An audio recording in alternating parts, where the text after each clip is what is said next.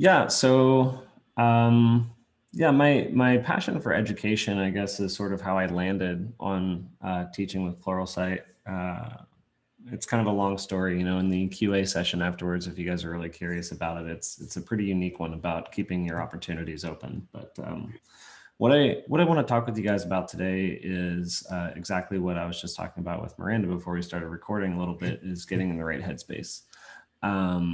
Rather than kind of like the minutia of specifics, since everybody here is kind of in a different place in their ARE journey. One of the things that I think I found the most success with when I was taking my exams was, I guess, like how I dealt with my own psychological condition throughout that journey, because it was pretty harrowing. I did the 4.0 model. I didn't take any exams in the 5.0 model, but I had a pretty aggressive timeline. So just to give you a little bit of background, like the way that I approached my studies and the way that I approached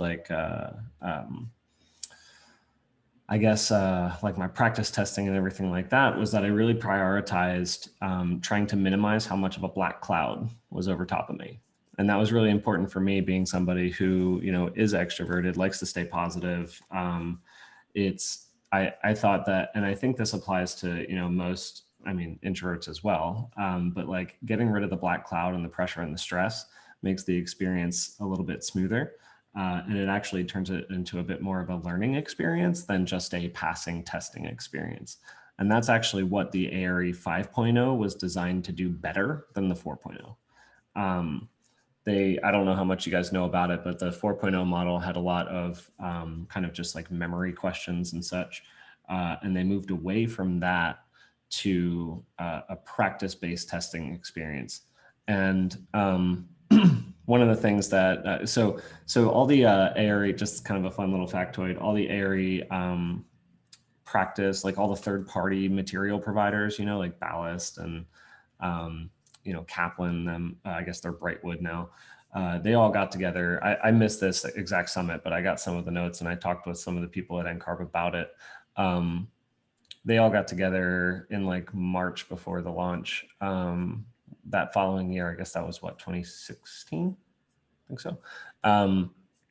They were talking about how to produce materials for this exam. So they released some of the test specifications and specifics of the exam structure. And the way that NCARB actually delivered all of that information to us third-party providers is to say that they want our, like, not they want, because they don't really want anything specific out of us, but like when we would ask them questions about, specifics of content areas and like delivering it, they would say, teach it like you would practice it, because that's where they're moving. So that's an important thing to keep in mind as you go through your studies, that sort of, whereas like in the past, the third-party materials were kind of good because it was the education that you were getting was kind of, for lack of a better term, flat. Now it's a little bit more dynamic, and you can actually learn by doing, or I should say you can prepare by doing, more so in the 5.0 model than you ever have before. Let me share my screen. I'm gonna go and yeah, I remember it was in March of 2016 that they met together in Washington. So yeah, I remember that. Yeah. Are you guys able to see my screen? And is it just the slide with the Intersect Arts logo? So I see that, and there's an orange and a purple sort of waves. Yep. Cool. All right. So let's go through. All right. So you talked a little bit about my background. I just wanted to kind of go over this again. My career, I'm the type of person who is very lucky to have found architecture very young. I knew I wanted to be an architect when I was in 6th grade. So I went to a vocational high school for drafting, went and got way too technical in my education there, and then went to Pratt Institute for college, and then got way too artistic there, and that balanced me out perfectly, I think. So I've got a passion for being well-rounded, and I think that made the materials that I've provided pretty useful for most users. And I'm trying to hit, like, with my materials that I've produced with Pluralsight and with Intersect Arts, my market really is those people who are, busy professionals, who understand, the value of time, and they want to protect that time and use it effectively in order to pass their exams, within with a reasonable schedule. So that's sort of what I try to pursue. Let's start talking a little bit about the exam content. So you guys know, obviously, there are 6 different exams. The way that I like to talk to candidates about how to strategize or plan their sort of roadmap is, first and foremost, know yourself better than anything else. You should know, whether or not you're skilled in, practice or in design or in detailing or in contracts. That's just on the technical side of it, but you should also know a lot about whether or not you're more gifted in analysis, or if you're more gifted in sort of like the application of principles and stuff. So that's all stuff that we're going to talk about sort of in the near future, but at least in terms of planning out your roadmap, I always suggest to kind of plan out your courses by how objective or subjective the subject matter is, because objectivity and subjectivity are the 2 major sides of our industry. As architects, we're either drawing a detail that is what it is, or we're placing a building on a site that's a very subjective exercise. And those are all things that I think for the beginning ARE candidate, somebody who's just getting started, can help orient them. So y'all know that practice management is very objective. So is construction and evaluation. Things are either right or they're wrong, for the most part. And additionally, project management is pretty close to that as well. I put PPD and PDD sort of a little on the subjective side, but kind of leaning a little on objective, and then programming and analysis. I'm not saying it's entirely subjective. We'll talk about that when we talk about question logic, but it is on the most subjective end of the spectrum as far as these exams are concerned. So, so I guess the point I'm trying to make here is that you can sort of oscillate either way. My background was such that, and I didn't take these specific exams, but I prioritized the ones with the most objective information first, because that was a way for me to get used to, like, I have a very natural technical mind. The creative and subjective side of our industry is really not really my strength. So I started with my strength. I went to the objective side of the ARE 4.0 exams and got used to the exam content. It felt more comfortable. I built some momentum, and then I was off to the races. And by the end of my ARE 4.0 journey, I was taking an exam every 2 weeks. And, that, I think, if I tried to jump into what used to be called site planning and design, which is kind of like the programming and analysis one, I know Miranda's going to smirk at that. If I tried to jump into that like immediately, that would have been a nightmare. So I mean, I kind of did, but we could talk about that if you really want to. But I think that it's really valuable for you all to do if you don't know yourself super well, I think you should do a SWOT analysis. I suggest this for all of the candidates that I speak with kind of directly. I don't really do one-on-one tutoring or anything like that, but when I do actually get into a conversation with somebody and they're asking for advice, I tell them, do a SWOT analysis, understand yourself. This all goes back to understanding yourself better than anyone else. So some good examples of like strengths, like I said before, being good at analysis or having a high level of mental stamina. Those are all things that when you go through this very grueling process, you kind of need to know. For instance, well, I already talked about analysis. That'll kind of help determine whether or not you start at one end of the course series or the other. Or the exam series or the other. But like something like mental stamina, I think a lot of us don't really give enough credit to in terms of knowing what we can accomplish and what we can't accomplish. So if you're a person with high mental stamina, you can hammer these things out and study all day long, you know, and squeeze in studying at lunch, and then squeeze in more studying after work, and squeeze in studying while you're at the gym. And then you can take an exam per week and you can hammer it out. And maybe that's the best way for you. But if you, sorry, that's my car making noise. Sorry if that's annoying. But if you're a person that doesn't really have high mental stamina, then I would suggest taking it a little bit slower. Pace yourself, spread out your study sessions, schedule them out. And, you know, we'll talk about a few other things too, but like schedule them out so that you can avoid being easily distracted if that's one of your weaknesses. You know, I personally went through the process without, you know, a family or anything like that, so I could just get down and study whenever I wanted to. But you know, you hear the stories all the time. Like if you're on like the ARE Facebook group, or there's like a moms in architecture group that's like, they talk about trying to pass the exams while having kids all the time. But if you have a lot of distractions in your life, make sure you note that and schedule around it, and get everybody else on board too. Another thing that a lot of people have that I've seen, you know, is sort of a big problem for some people, or an area of doubt, is not having enough experience. But if you know that as a weakness of yours, you can then seek out opportunities to find more experience. Opportunities, stuff like working at a large firm with many resources. You know, if you can be cognizant of the fact that you have those resources around you, then, you know, you'll know that, you know, if you don't have that experience, then you can go find it somewhere in that network of yours.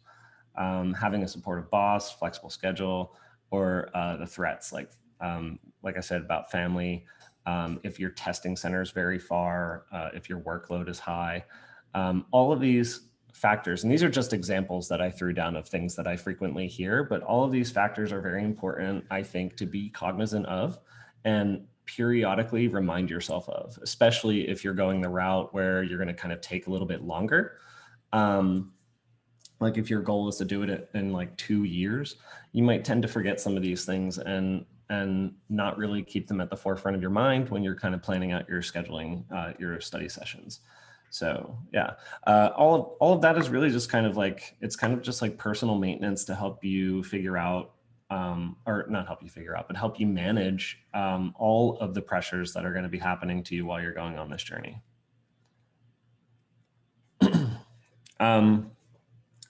So now let's talk about like real headspace. This is one of the most important things that I tell anyone when they ask me for advice. But a lot of people don't really seem to listen to it, but I don't know why. So here's my keywords, right?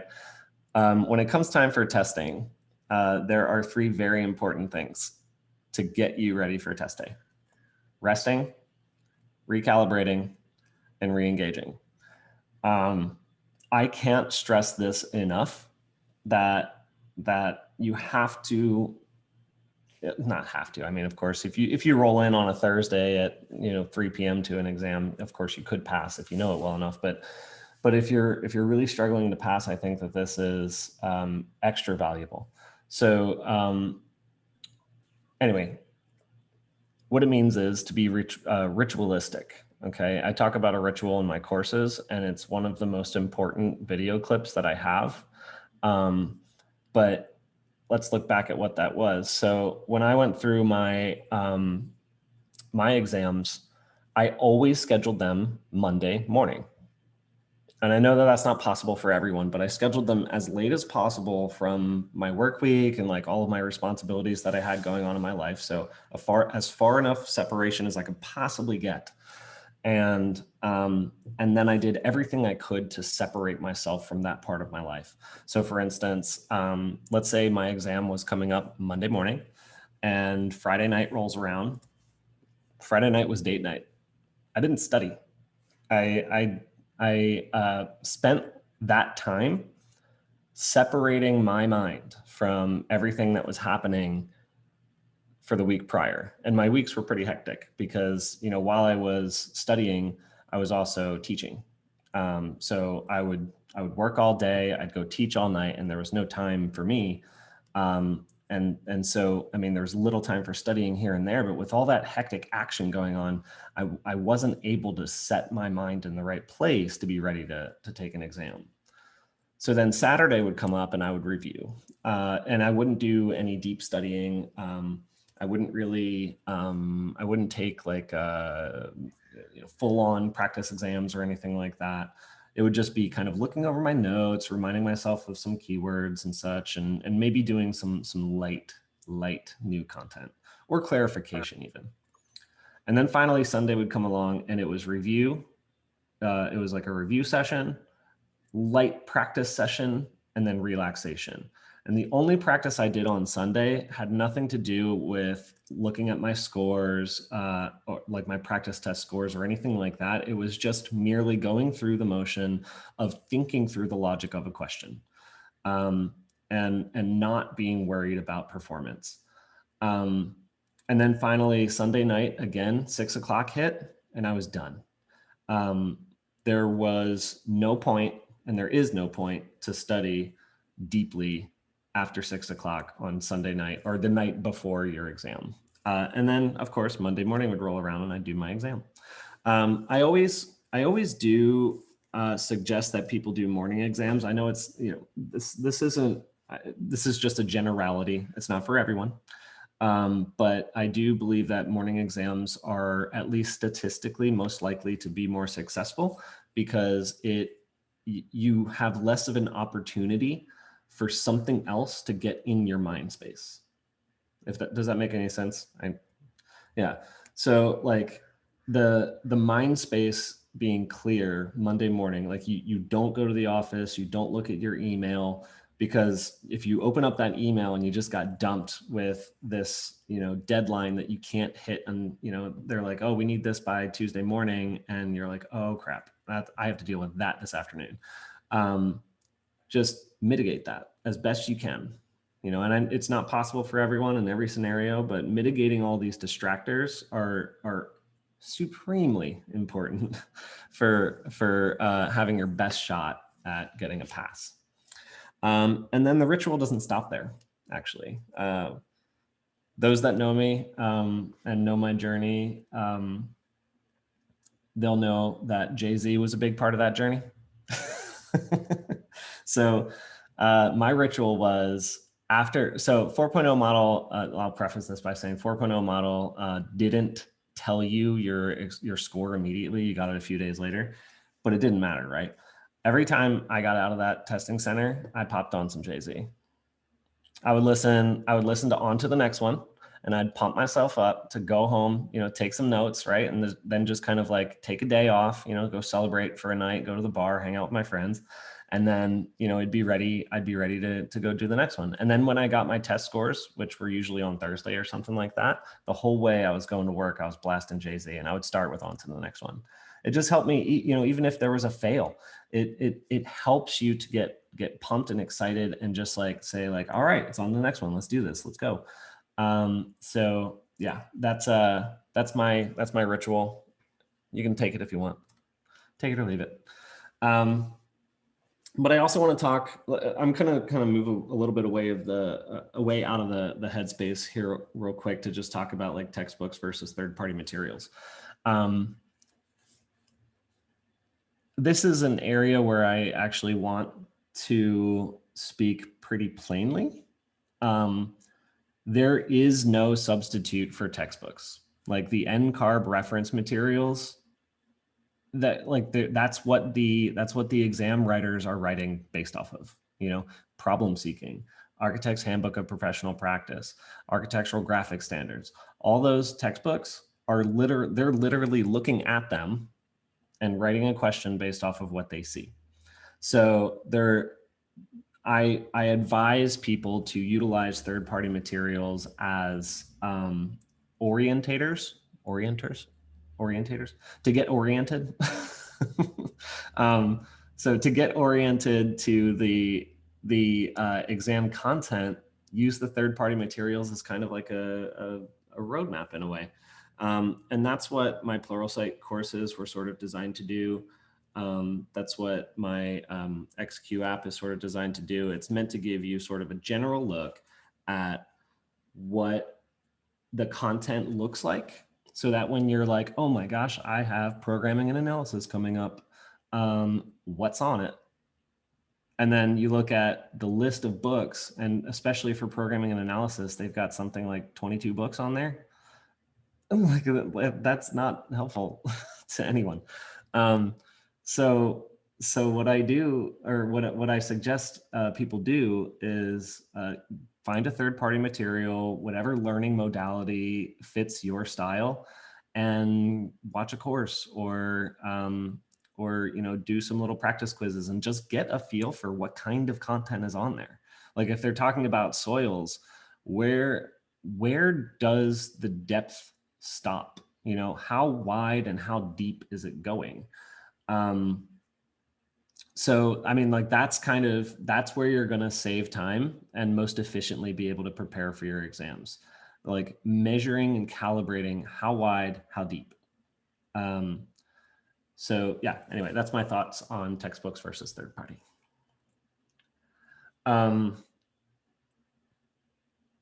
Is anybody here? Most of us have our cameras on, but like, just raise your hand. Is anybody here familiar with this?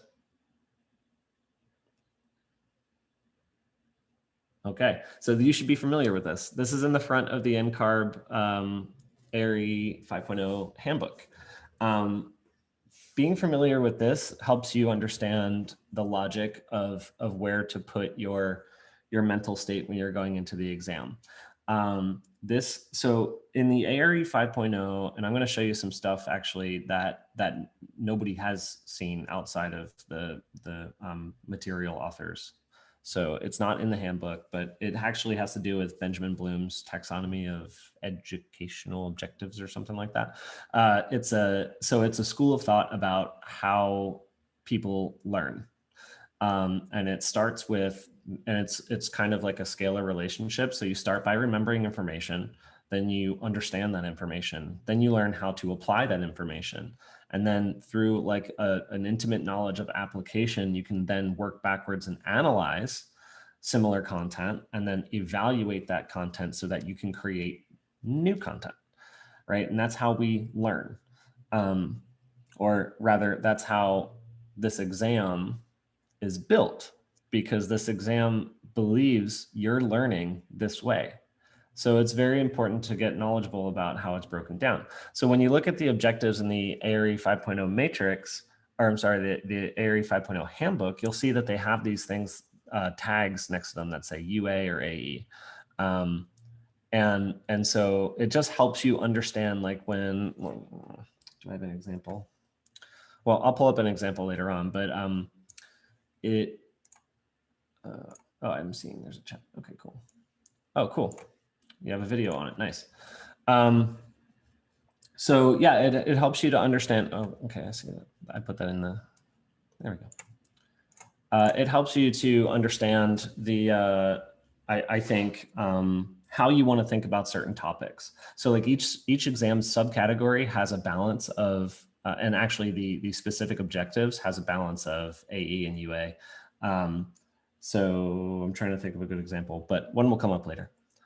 All right, so let's talk briefly about question types. I mentioned that there are like objective and subjective questions, and they're all sort of, let me go back to this real quick. Like you can kind of begin to understand as we look through these, like how they apply to what you're seeing here. So for instance, this objective question has to do with the contract. So it says, after a client terminated a contract with firm A, they proceeded to hire another architect. And basically I don't want to read the whole thing, but like they were reusing the instruments of service, if I recall correctly. Yeah. So they were reusing the instruments of service. So then the question actually was, what course of action will most likely occur following these claims if a standard AIA B101 contract was used by firm A? So even though it's like saying, well, what course of action will most likely occur, it's actually just, there's a right and there's a wrong answer. So when reading through this, like, be thinking about how you understand, or I should say, how you analyze that situation so that you can evaluate what to do. And this is sort of like an understanding. This is an analysis and evaluation question. So the answer for that was that firm B alone will be included in the suit and firm A will not be included in the suit. But that's based off of the contract. This is a very objective thing. So when you're preparing for your studies and you're figuring out like, well, which side of that what's the term for it? That scale do I want to start on? Like, do I want to start in practice management or do I want to start in programming and analysis? You should know whether or not your brain functions a little bit more this way or a little bit more on the subjective question side. So here's an example of a subjective question. It just says, based on the adjacency diagram of the museum below, place the rooms in the appropriate locations. So even though this, like, when you look at this without really thinking about it in terms of objective and subjective, it appears to be entirely subjective. You might think to yourself, oh, well, it could be put anywhere as long as, you know, the corridors and stuff are connected, right? But there is a right answer. And you're assisted by this very analytical diagram at the top that's going to help you figure out where exactly it should go based on the relationships. I guess I want to point out also that when it comes down to it, there is an objectively correct response to every question. Just because it's subjective, the questions, this is the most important thing I think I can tell you about objective and subjective nature of the questions. However subjective the question sounds, there is going to be an objective qualifier put in the question that will tell you where it goes. So whether it comes in the form of this analytical diagram like you see here, or it comes in the form of text, like let's say for instance, there's a site plan and they're telling you ignore you know, sun angle and put it in the location that's directly adjacent to park access, right? That is an objective qualifier based off of subjective, trying to think of the terminology I want to use, but based off of like subjective content. So that's kind of my overall view about putting yourself in the right headspace. These are really simple things. I think that it's important to recognize and remind yourself that these things are a little different than we operate on the day-to-day basis. And I don't know what all of you do for work or anything like that, but you know, especially if you're like a construction administrator, it's going to take a bit more reminding yourself to get out of that for the more subjective exams. So we could open up, I'm sure, you know, I didn't really give you guys an opportunity to cut in and ask questions, but I'm sure something I've said has piqued your curiosity or you know, maybe you even just have some comments on your journey to add, but let's chat. All right, who wants to be the first one? Come on, Miranda. Let me turn this off. Well, you said that about practice tests, not taking a practice test right before an exam day. Is there like a good time to stop taking practice tests? Because I've found that they're helpful and I don't know when to stop taking them. Well, I mean, of course, that is a very subjective thing.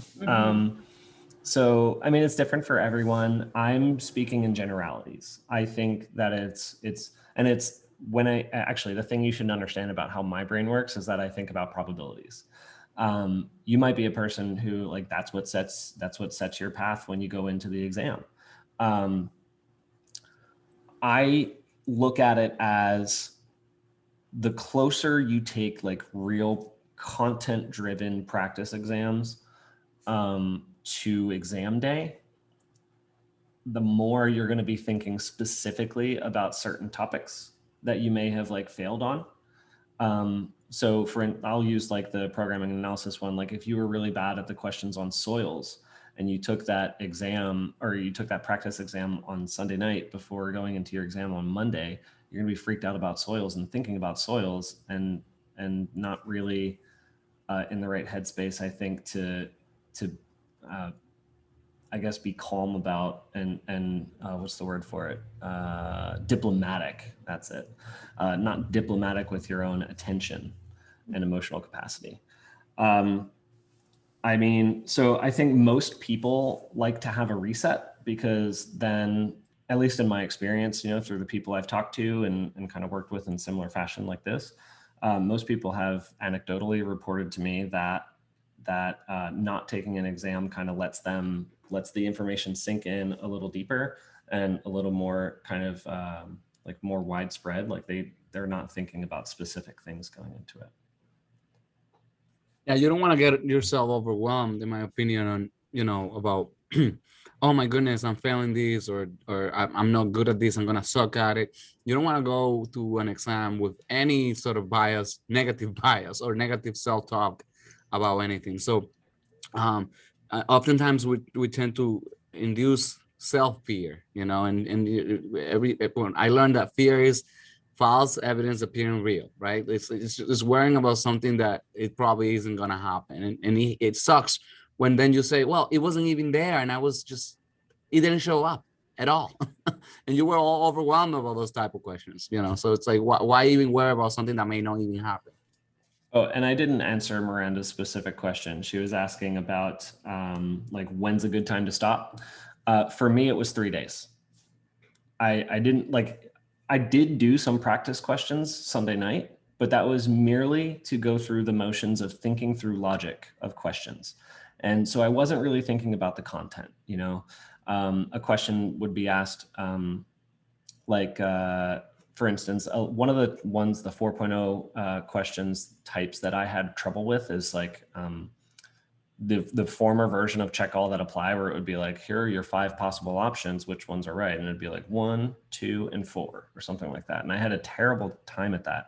So I would just kind of find as many of those as I could, read through it, and then think like, all right, well, if I look at the question this way, like, is it better to think of like, here are the obviously wrong ones, or here's an obviously wrong item that scratches off this one and this one. And so that's the kind of practice I was doing the night before, not looking through like it was Kaplan back then, but my Kaplan book, and saying like, oh, I scored really poorly on quizzes on lighting. Let me go find more lighting content to quiz on. I find that for me wasn't conducive, and I stopped doing that heavy deep diving stuff Friday. Thank you. Yep. Anybody else has any other question? Bellies, yeah. Yeah, I was gonna just say, kind of like from my last experience from the last text that I took, I kind of had the idea of taking exams maybe a Friday, because that will be like closer to the weekend, and I will be able to kind of relax on the weekend after like a whole week of study. But from what you said, it's I think definitely Mondays or at the beginning of the week, because one thing that happened on this exam, I was so tired of like the whole week that pretty much I was in a point that I just wanted the exam to be over to enjoy the weekend, which I think at the end, and when I saw the time was like, I was running out of time.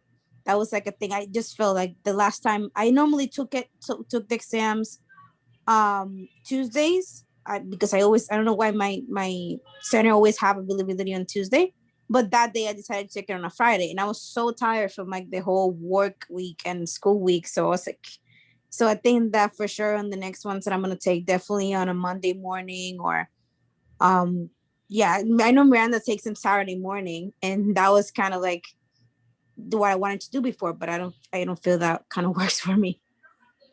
Yeah, I think that's getting to know yourself. Yeah, the more you kind of self-analyze your experiences, the better you'll be going forward, for sure. Yeah, I myself was very tired on some exams, and I blame the fail. Really, I was at that point at the end where I was like, I don't even care anymore. I was super, super, super, super tired. So that's what you meant about also like that mental stamina, because it wasn't just physical, it was just completely exhausted, you know, like mentally burned out. I would study even until like 10, 12, 1 a.m. of the morning of the exam, and then have an exam at 8 o'clock, 9 o'clock in the morning. And my brain couldn't stop because I already overwhelmed it, right? So it wouldn't really even want to stop. I couldn't sleep. I would try to take the pills, those little chewing thing, gum thing that they have that help you sleep. It wouldn't do anything. So I would say, so if you slow down on studying on that Friday, and I did take my Sundays were good exams. Sundays and Mondays were good exams. I had good experiences with those. Fridays and Thursdays, I didn't have that many good experiences with those. So I think slowing down at some point is better. But my issue was that I didn't want to feel like I didn't prepare enough at all. I want to like, I'm prepared. But it wasn't so good to let my brain actually relax, sink it in, and execute, right? So so that ritual idea, although like Kevin said, doesn't necessarily work for everybody, but finding that sweet spot ritual that works for you is key, whichever that may be, whatever that may be, right? So and knowing yourself, which you might think like, wow, this presentation isn't like any other presentation, Kevin, because testing yourself on what are you good at, right? What are your strengths? And even creating that momentum with the things that you're really good at so that you can get those through to help you, push through the ones that you aren't so great at, right? So all of that strategies, it logically makes sense, right? All of it. Because that supports your, you're like, I feel confident, right? I can do this, right? And that's the feeling. You got to go into it with that feeling that you feel confident, you feel good. I also didn't really talk about this in terms of the ritual, but this is kind of part of the ritual. But what you eat and drink matters a lot. So like if you're a person that likes to, drink a lot of alcohol and stuff, I'm not saying like stop drinking alcohol, but like definitely lessen it. So like my Friday nights, I wasn't like during the whole time I was doing my ARE journey, I didn't change my lifestyle. My lifestyle was the same. I just did it a little more responsibly sometimes because like Friday night, date night, maybe, go to bed early, but, and then Sunday night, rather than like having like a big dinner, I would eat like a healthy, smaller dinner so that I wasn't hungry the next day. Because, when you eat a large meal the night before, you're usually really hungry the next day, that sort of thing. So just making wise decisions about what's going to happen to you when you're in the test center. Also caffeine, like the subject of caffeine pops up on the NCARB forums a lot. And a lot of people say, cut caffeine. And I say, no, if you're a caffeine user, don't cut it completely, cut it in half. Like if you skip out on caffeine for a few days and you're in the addiction zone of caffeine, it's going to make you all jittery and you won't be able to focus. So like, for instance, I don't drink coffee, but I drink Monsters. I know it's terrible. All of you are thinking you're going to kill yourself with that. But I drink them in the morning. It is my morning coffee. And so on the way to the test center, I would just drink half of one. In some cases, it wasn't even half of one. It was just like a quarter to a third.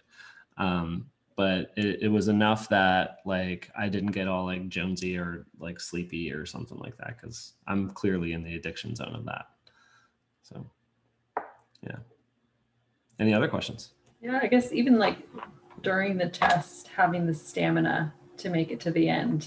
Like I tested yesterday and I was so tired once I got to the case studies. And I was like, I don't even feel like doing these questions. I also only had like 8 minutes left and I was stressing. But the whole, stamina during a test is tough.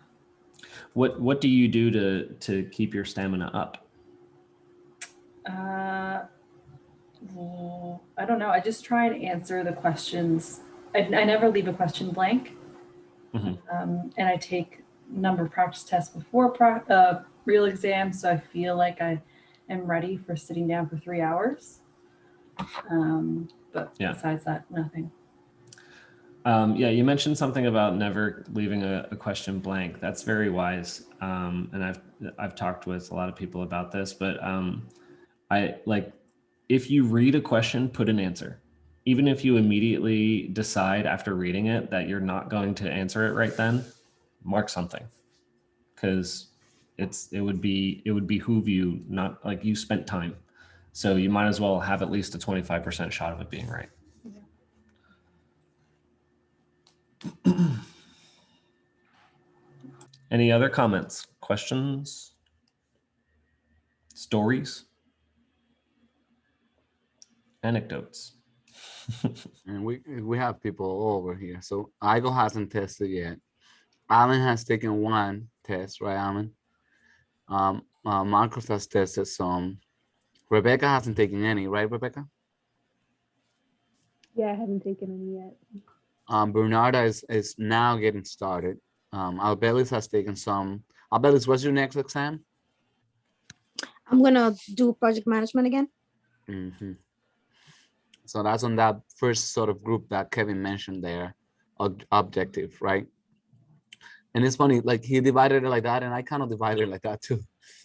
I grouped those as one chunk, and then the others, the programming is something, and then the others as another chunk. So I divide those that way. Yeah, that programming one, that was a hoot to do. So programming is odd because it's just so wide and so shallow and so subjective. So when you're studying for that, like put on your designer hat, shoot the most accurate arrow you can, and don't worry. Like even if it takes you a few times to get through it, which for most people it does, like it'll eventually land, somewhere on target. It's the best metaphor I can think of for that. Now, Kevin, how did you deal with fails? What did you do after that? Because those are, I know a lot of people that started this group with me last year and are not even longer joining us. Like they're very bitter about their fails and they're uncomfortable with how to deal with that. And I try to encourage some of them, but they some of them aren't even taking the exams now. So it's like, it's hitting them really hard, which I understand. And failure doesn't hit us all the same, right? Some people are more, have more tolerance towards it. Some get actually discouraged and others get encouraged because they see how close they were, right? When they see the results, like they're so close. So tell us a little bit about that so that I mean, it may help some people here. Sure. I always tell people you will plan that you will fail at least one or two, prepare for that, and I always, because that's how I did it. And I went in thinking I probably will fail and that's okay. I'm already ahead of a lot of people that haven't even tested. So that's great, So there are kind of different categories of dealing with failure, I think. There is kind of the new person who fails their first one. And then there's somebody who periodically fails, here and there. And then there's somebody who's consistently failing. And I think there are different reactions to each of those. So to the new person who just failed one or just failed their first one and they think it's devastating, first and foremost, it's not devastating. It's a part of the process. And anytime you go into that exam center, you're learning, you're also calibrating, and you're understanding the extent of how wide and how deep that exam is actually going on the content areas that you're studying. So that's very important. I think, especially if you get the notice right after your exam and you fail, I think it's very important for you to go immediately out to the car and start writing down what you saw on the exam that you need to work on. You can, when they give you your fail report in the test center, does it give you the full breakdown yet, or does that come later? No, it comes the next day. Oh, okay. So, at least write your notes on what you think you failed then, or what you think you did poorly on. And then the next day when you get it, then you can sort of cross-reference and figure out a plan of attack for deeper study in those areas. For the person who fails one here and there, again, that's just part of the process. But actually, maybe those two categories are kind of one and the same. What I really want to talk to is the people who kind of are consistently failing. And I think what happens when you're consistently failing is that you're not logically approaching the logic of the exam correctly. And that it has nothing to do with the content. Although in some cases, some people might have some undiagnosed, issues or something, like maybe they're ADHD or dyslexic and they might not even know it. So, I mean, if it's consistent failing across the board, first, like go into the logic, like trying to talk with other people who have been more successful on the exams about how they approach questions. Like I said, when you're sitting down reading a question and you read through a sentence that looks like this, what are you thinking? What does it mean for the answers? And then when you're looking at the answers, like what's your method for getting through check all that apply that has 6 responses effectively? If you only need 2, do you look for the 2 that are correct? Or if you need 4 out of 6, is it smarter for you to look for the 2 that are incorrect, or vice versa? Or in certain scenarios, it might be easier to just look for the 2, even though there are only 2. Those kinds of exercises, I think, are better for the person who's consistently failing. I don't have a lot of firsthand experience with this, so I'm probably not the best person to ask. When I took my exams, I didn't study for the first one at all. And I signed up for whatever the next one was that was, available in my test center, and jumped in, saw it, had no idea what I was doing, but I like studied it. And I was like looking at, well, this kind of question, I was like, okay, there are these types of questions, some of them have, check, it's a sort of check all that apply. And then some of them, like there used to be these, what do they call the things in the 4.0? The things at the end? Vignettes. Yeah, the vignettes. Yeah. Like learning how the vignettes worked and stuff, which were a nightmare, and so predictable. but like I studied it, and I looked at formatting and I looked at logic. And then when I went back into my next exams, I passed them all. So I don't have like a lot of like fail experience, but I still think the ritual thing is very important. Like still celebrate that you took an exam and you learned more and you're that much closer to passing it. Yeah, I think I go through all of those examples that you mentioned, because I failed project management the first round, right? It was one that I failed. I took a week after practice management. Of course, I didn't have the results. That I was one of the guinea pigs early, so the results came like almost a year after. But one thing I must say is that because of the way these exams are, they will play with your mind in some fashion differently, right? So project management and practice management, they were in construction evaluation. For me, they were generally easy. Generally speaking, I could read these, I could understand this, I know what they're talking about. Programming and analysis was the one, even for me, more difficult than PDD and PPD. It was just I failed it like twice, right? So I passed, actually 3 times I failed it. I passed it in the 4th time. And in the first round and the second round, I answered the questions I saw the same way I answered it the first round. And you're like, why? Because my mind just couldn't comprehend what was wrong and what was going on in here. So it's like, that was insanity, right? Doing the same thing twice and expecting a different result. I literally was expecting a different result. And then it took a lot of me thinking about kinds of problems, how problems are put together. I really went into the science of, inducing problems, and that little breakdown that they were showing about understanding and applied and things like that, like going through my own logic. And I know that there are people that take the test, and some of them might have a very positive thinking in their mind, like, oh yeah, this is easy, and they just go in and answer it, but they don't go deep into the question. There are others that go too deep into the questions, and then they overthink it. So it is that sweet spot between challenging your own mindset as to why that is correct or incorrect. Like you go into it, look at it, look at the proof that you have. And almost like a lawyer will prove a case, right? Like prove that case. Like, oh, those are the easy ones. That fourth round on programming analysis was when I nailed that. And I have a lot of notes and whatever. And whenever I present things, the answers might not make sense at first glance. But once you develop that level of thinking, you know, and it's really, a lot of people already have it. So for me, it was hard because I didn't have that. That sweet spot right there. Then they actually become easy. You're like, yeah, they actually become a lot easier. The first time I took programming analysis, I ran out of time, completely ran out of time. I was overthinking everything. The second one, of course, I had more time, but it was because I was answering the same way.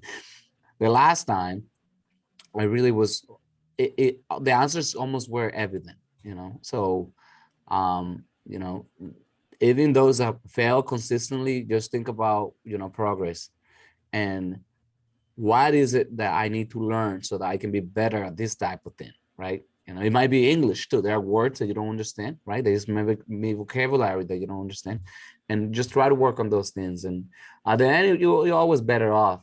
I think I'm better off now because of like I can actually understand that that was a weakness I had, and I worked on it. You know.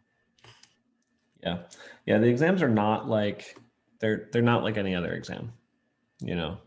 And I think a lot of people, before they figure it out, you know, halfway through the process, they think that it's like an SAT or ACT kind of exam. It's nothing like that, and it is mentally grueling. It's like a mental gauntlet.